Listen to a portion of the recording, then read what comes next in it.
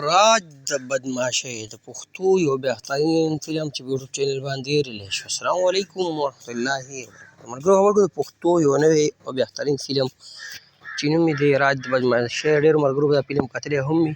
په یوټیوب چینل باندې ریلیز شو. په کوم چینل باندې ریلیز شو؟ په دې فلم کې کوم سټار شامل دي ټول اپډیټ سره ملګرو په دې ویډیو کې شیر کوو. ټول نه مخکې دا ویډیو خامخا خپلو ملګرو سره شیر کړئ، لایک کړئ.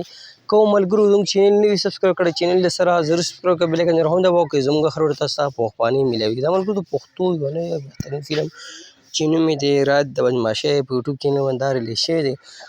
په دې کې چې کوم سټارکان شامل دي تاسو ته په سکرین باندې ښکاري هم چې پښتو پکې درې غټ بهترین سټار شامل دي چې جهانګیر خان، ارباز خان او عجب ګل دي، او داسې نور هم بهترین سټار په دې فلم کې شامل دي.